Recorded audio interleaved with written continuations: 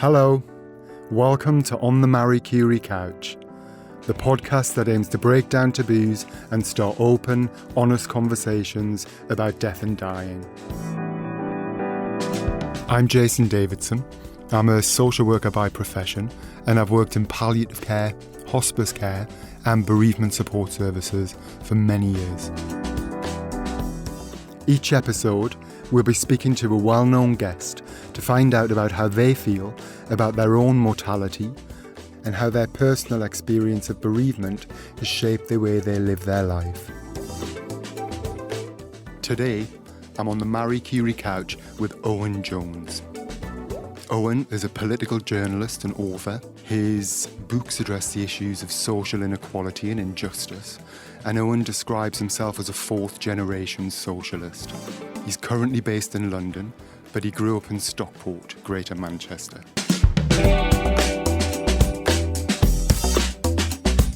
Owen Jones, welcome to the Marie Curie Couch. It's a massive honour to be here. When you're ready, can you tell us about a significant bereavement loss you've experienced, Owen, in your life? Yeah, my dad died January 13th, 2018, and he died of advanced prostate cancer. Right. So I remember that well because he, in terms of the diagnosis, I remember this. It was, I think, the beginning of 2015. He started kind of having back problems, and he had occasional kind of problems walking.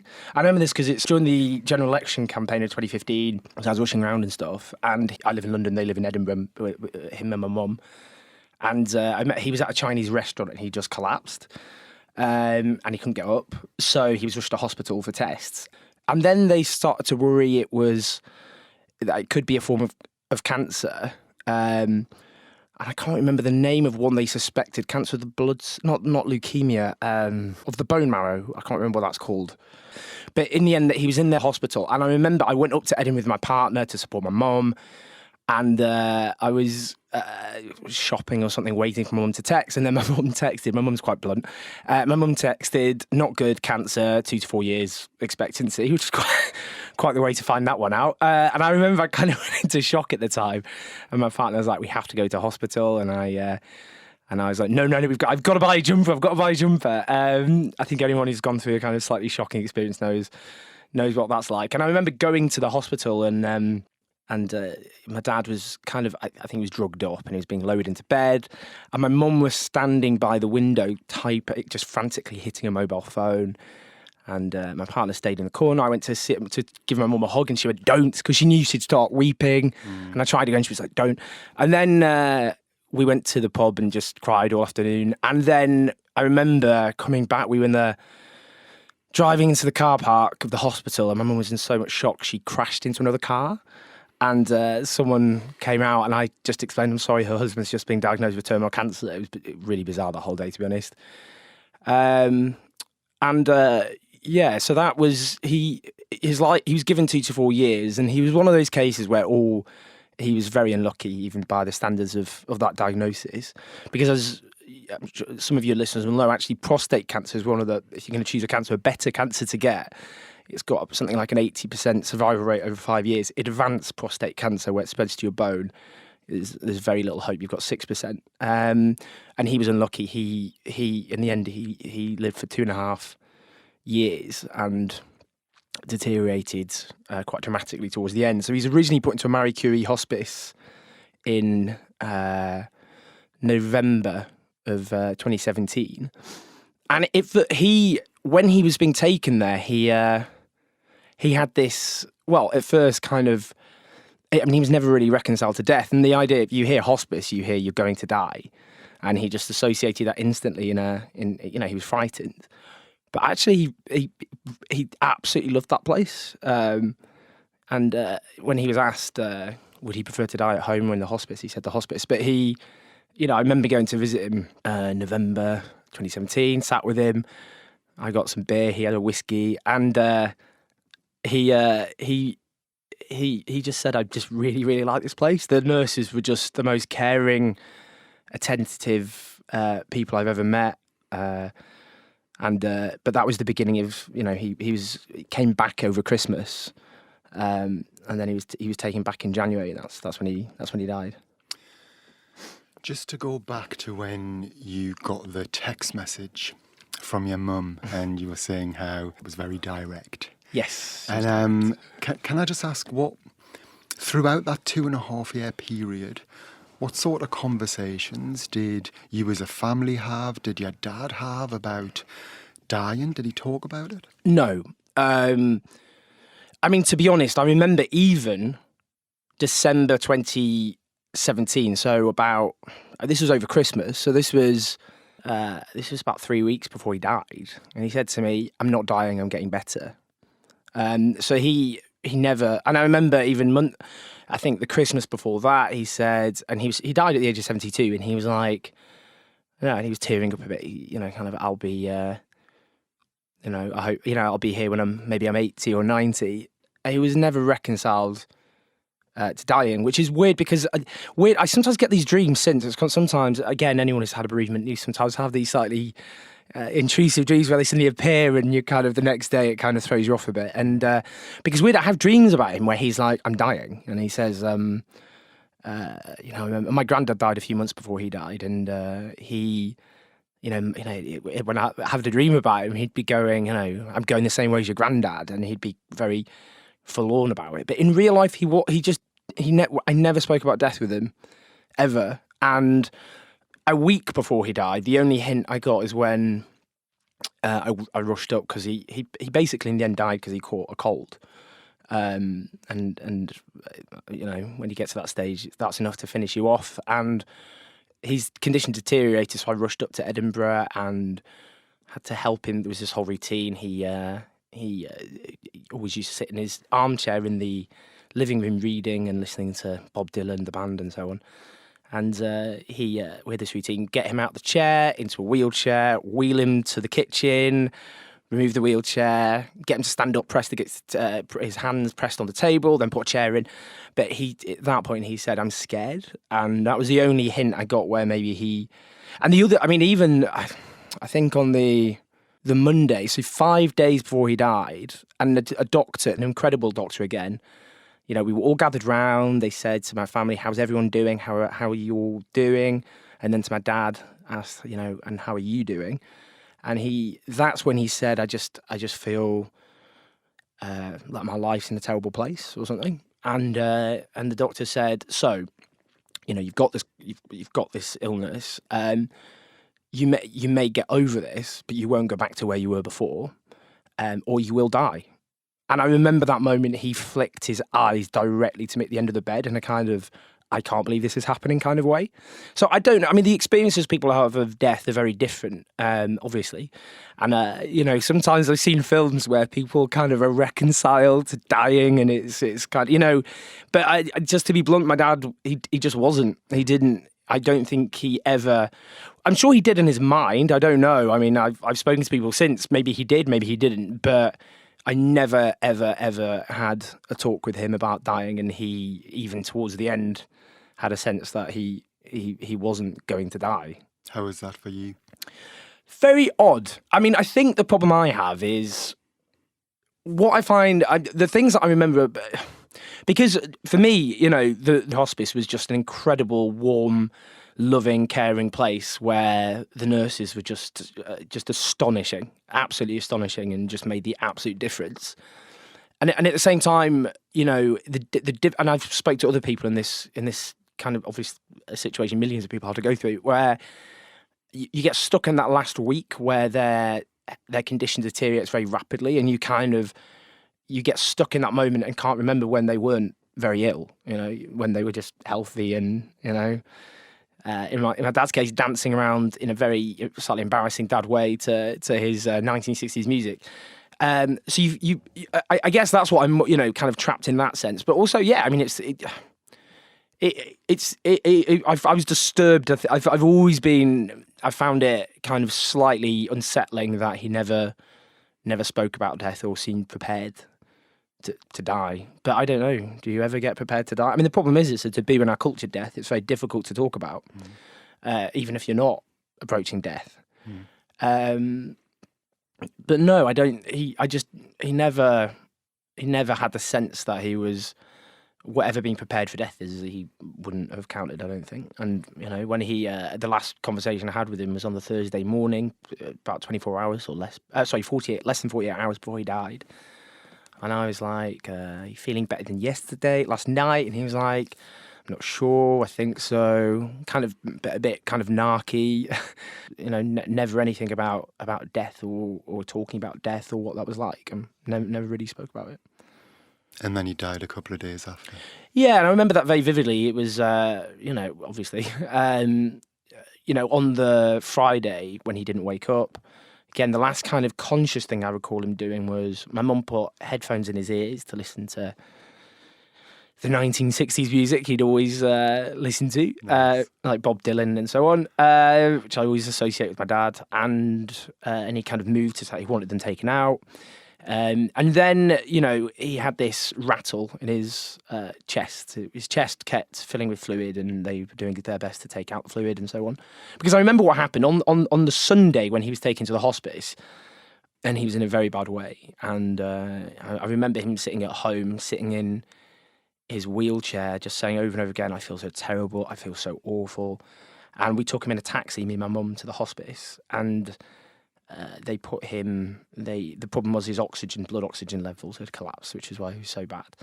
And it was incredible because he was then put in. Oxygen was put into his blood, and his condition noticeably really improved. Actually, and it was quite strange when you're in that situation because you're like, "Oh, he's getting better now." Yeah.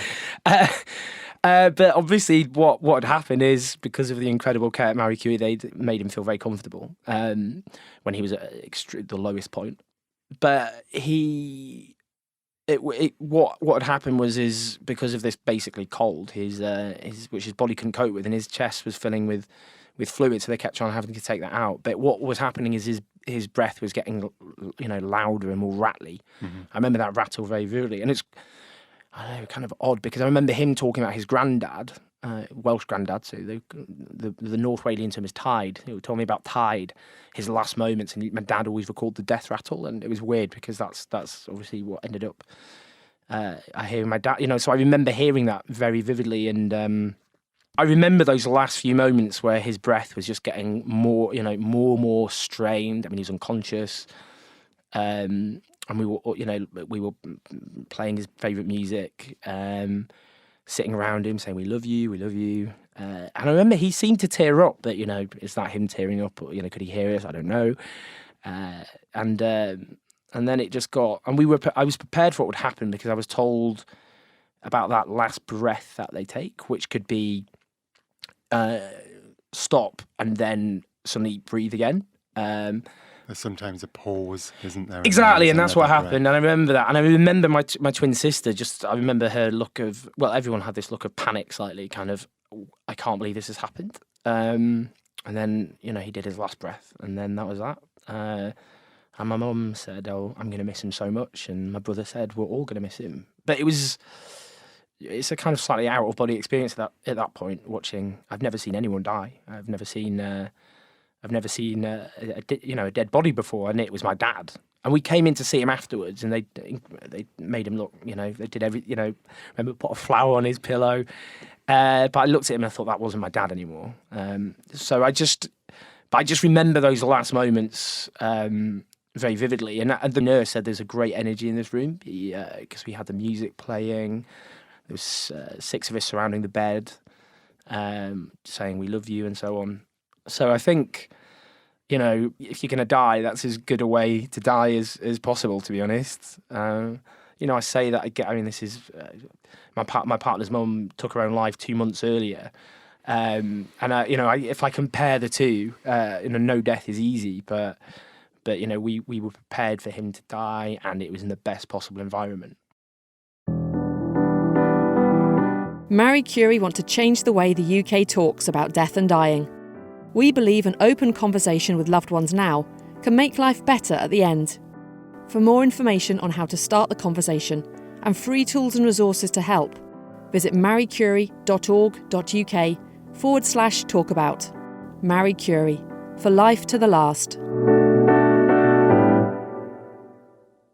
such significant losses you've both faced, you and your partner, around a short period of time as well, and your granddad as well, you know, it's kind of... Yeah, he was like my second dad as well. It wasn't an ideal period, I'm not going to lie. So my granddad died in July. I mean, he's very old. He was 91, I think. 91. He died just before his 92nd birthday. But yeah, he used to look after me and my twin a lot when we were growing up. And then 4 months later, my very long-term partner's mum died, and then of suicide, and then my dad died. It was not a great 6-month period. But it was just, for me, I'm just beyond grateful for what Marie Curie did, because that is as good a send-off as you can get. You know, he wasn't in, you know, he was only in pain before he went to the hospice. You know, when he was in the hospice, he was in no pain. He was very comfortable. You know, and, you know, he just slipped out of consciousness and died. And what more can you kind of hope for in that circumstance? He slipped away. Yeah. You know, he didn't suffer in the end. So I just want to get you to talk a bit about your grief. And it's not even been 2 years yet, has it? But how have things been? Grief it's an odd one, because I afterwards I wrote a piece about it, actually, which I found quite therapeutic, trying to work my way through it, and I spoke to other people who'd grieved. And, you know, someone said it's like this landscape without a map. You're not... I mean, I remember when he died, it was kind of, what do we do now? And I remember what we did, because we, the next day... It's very odd when this happens, because, you know, no one gives you a kind of document. So now this is what happens. So I remember we went to a cafe, you know, and then decided we were going to watch a film. We went to watch 3 Billboards. And this was quite helpful at the time. It was very dark humour. Well, the film is. But in it, honestly, it's so ridiculous. The guy, one of the main characters, has cancer, and then to spare his family watching him suffer by watching him die of cancer, he kills himself. And I just remember looking around at everyone like, you could not make this up. This is ridiculous. But it was quite funny in a weird way. But I remember the next few, I found it creeps up on you. I think that's the thing. You suddenly have these moments where, you know, their voice and how their appearance, or kind of mannerisms and phrases they have are very vivid all of a sudden. Or you'll hear someone from the distance who kind of sounds like them, and it all comes back. I remember, I as I said, I had these very slightly unsettling dreams about him. I remember once I was at a dream about where it was his funeral, but it wasn't his funeral, because obviously I was at his funeral, and someone was giving a sermon, and suddenly my dad was in the front row of his own funeral, teared up. Like, he always teared up when he was very passionate or emotional. You know, he was in about something, obviously, as people tear up to do. But I mean, he if he's got really passionate about talking about his music, he'd tear up. But I just remember him, you know, in this dream, standing there, teared up. No, I mean, I found it was difficult, because both me and my partner had to go through grief at the same time, and grief is actually can be very stressful, and it manifests itself in lots of ways. You can get quite angry. I just found it was that sense of being very lost, and this sense of, and everything I do now is so informed by what my dad did. You know, my dad was a socialist, very political, and I inherit, you know, for example, he loved American history, and I went on I did a master's in American history. So in lots of ways, the stuff I do, I wouldn't do without my dad. You know, I inherited that from my father. And you held him up high. Very much so, yeah, of course. I mean, look, we were very different, me and my dad. You know, my dad was born to a single parent family in Wallasey, from a very Welsh Methodist family, Merseyside being the capital of North Wales. And he grew up as an only child in a single-parent family. His mum was a nurse. And he only started learning English when he was 7, because he only spoke Welsh till then. But he lived in a different universe than me. You know, I culturally was very, very different from my dad. You know, my dad was very into football and, you know, kind of, I suppose, more traditionally kind of, you know, a man of his era, I suppose. But yeah, of course. I mean, you know, and I love my dad very much, and you know, I felt he was very proud of me and what I'd done the stuff that I fought for, which he had fought for so long. But yeah, I mean, it is very, it is like a part of your life is ripped away, and that's very, very strange. And I still have in my phone, my parents' phone number's down as folks. It's my folks or whatever. And even having, my dad's phone number in there where it's got my text messages between us, and it's just for me, it just creeps up on you. There are moments which you associate with him. There are things you'd think he would have enjoyed that happen. Things, if I hear about Everton, instantly I think about my dad. He was a very, very passionate Everton fan. If I hear Bob Dylan, for example, or Bruce Springsteen, all of those things, yeah, I mean, it all floods back, and it's like he's there still. But as a non-believer, it's weird how you get older, cliches start to make sense when people say, people live on after them in other people, and that is true. He's got 4 kids. He's now got 3 grandkids, 1 born after. That there is quite literally genetically, but in other ways, culturally, bits of my dad have live on in that sense. And I think even if you're a boring old atheist like me, you could still believe that people live on after themselves. They still have, their legacy is very much part of who they are, and that is very much alive today. I've still got his stupid, his mannerisms sometimes. I have some of his mannerisms. When I get quite, he used to stress about very silly things, and I will sometimes do the same thing. And so you just, that I think is quite comforting, that you realise that even if you don't believe in an afterlife, though I hugely respect people who do, that you can still have that sense that they are still with you in that sense. And that's comforting. Very comforting, very comforting. Yeah. Oh, nice. But there's no right way of dealing with grief. And and there's no.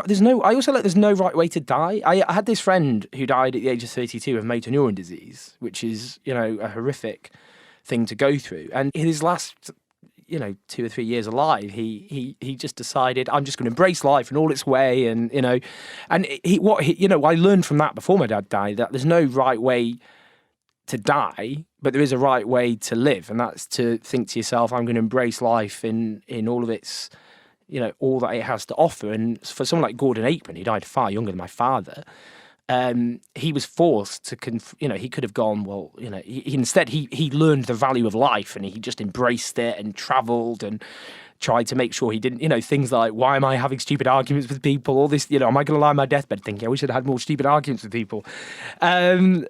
Yeah, and I just think that's what, we will all die one day, and it will be sooner or later for all of us. But when you go through watching people die, you realise the value of life and embracing it as best you can. Can I ask, do you ever think about your own death?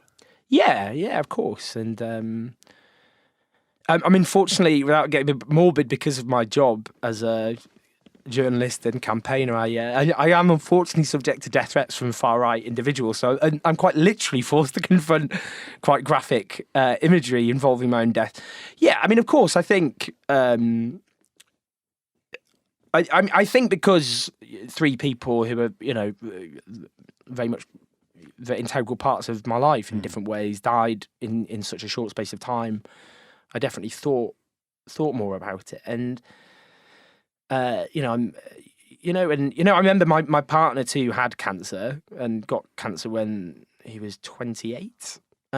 So, he really much had to confront cancer much earlier than most people. So I think all of those things together definitely made me, think of death as not, when you're a kid, it feels so abstract and you feel like you're going to live forever when you're quite young, even as a teenager. But as you watch people die around you, you just realise, we are flesh and bone, and one day we have to accept that we will die. And the best you can hope for is just to make the best of your life as is, and hope, I suppose to die as my dad did, surrounded by his family, telling them how much he loved them, with his repetitive blues music playing in the background. So you'd want that, not necessarily the music, but being surrounded Yeah, by I mean, exactly. And, and I people just you remember, love. even in his last few days, he was still making his really quite ridiculous dad's jokes. I mean, he'd make the same jokes over and over again, and we'd all grown. It was all part of the, he died in comfort. He died surrounded by love. He died with nurses, and in a hospice which provided the most loving, caring environment, which supported the people around him. We all felt emotionally supported, and that was important for him, because if we felt a mess, then he would have noticed, and that would have made his last few moments very difficult. But he died as best as anyone can ever die.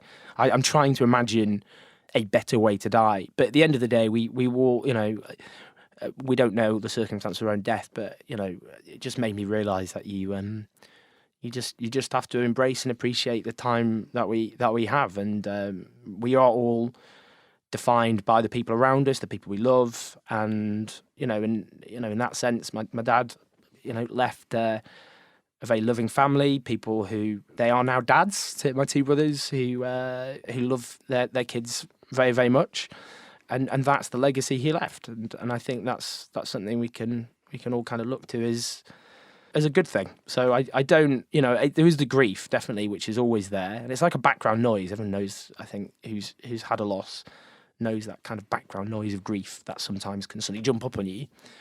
That was that my mum called it that. It's like a minefield. You're walking through a minefield. Something you don't know it'll detonate, but it will. There'll be a moment where I don't know. As I've said, I'll hear Bruce Springsteen and it will suddenly flood back. But I do look at the fact he left a really good legacy, and he does live on through the people he loved. So that's could be worse, couldn't it? Mm-hmm. We've got a few minutes left, and I just wanted to go back to, that conversation about our own mortality. Mm-hmm. Certainly for our listeners as well, and thinking about some of the practical things like, writing a will or planning for a funeral. Mm-hmm. Are they some of the things you've thought about? Yeah, well, in fact, that's a good reminder, because I've been nagged to do my will. So I have to, yes, I do it. Yeah, exactly. Everyone should do their will. And I still got the email I need to apply to go through that whole process. Yeah, I think it's very important we all do that. And I remember that after my dad died, going through, the bureaucratic stuff, which was kind of strange. And I remember going to a funeral register, going through, and it was quite ridiculous, kind of. My mum wanted quite a simple funeral, and they were, going through all the kind of different stylistic options, which you have to do. That's part of it. But it's brochures. Brochures. I know, it's like brochures of death. But that's part of it. I just kind of found it quite funny at the time. But yeah, I think certainly a will is very important. You've got to, making it as easy for those who care for you as possible, particularly if it's sudden. Sometimes death can happen very quickly. And the problem is, it's such a taboo talking about death. Just talking about death, instantly people think this is it is quite literally the most morbid subject you can talk about. It's not exactly kind of Friday night party sort of chat, is it? No. Let's talk about death. But we do have to prepare for it. And, it's not like we have to spend every waking hour contemplating our mortality and what that means in practice. But we should make, doing a will, going through these formalities is very important, because otherwise those you leave behind you have to deal with the grief, but they also have to deal with the kind of, when they're grieving, all the complexities that come with that as well. Yeah, of course, yeah. So, Owen, just before we finish, can I ask, what will your legacy be? Oh my God! Well, it's linked to my dad. What I'm passionate about is taking on social injustice, but particularly I always want to encourage other people to do that. So if I think about, we live in a rich country in which people live in poverty. We live in a country where the wealthy do better than ever, but our National Health Service struggles to do what it's there to do, which is to care, as it does so wonderfully, but under so much strain for those it exists to support. Where, everything from the number of people who live on the streets in this wealthy nation, whilst people live in mansions, and to encourage people to take that injustice on. That's what I've always tried to do with my work, to say to people that you shouldn't accept injustice as an act of God, or just like the weather, where you can complain about it raining, but there's nothing you can do about it. And I see injustice is something which is created consciously by human beings, but can be consciously overcome by human beings as well. And that's what, for me, hope means. It means that all injustice can be overcome with enough determination, resilience, and solidarity. And so for me, I've always wanted to encourage people to do that, to say to themselves that injustice is not something they should accept as a fact of life, grit your teeth, take the blows, but actually you should stand up for yourself, you should fight injustice, you should never just be resigned to injustice. So for me, that's certainly in the work as a journalist, as an author, a broadcaster, that's the key kind of thread that runs throughout all my work, trying to encourage people not to be resigned to injustice, but to confront it with all the collective might that human beings have always used to overcome injustice, which is how we have all the rights, which are sometimes imperiled today: women's rights, workers' rights, LGBTQ rights, the rights of minorities.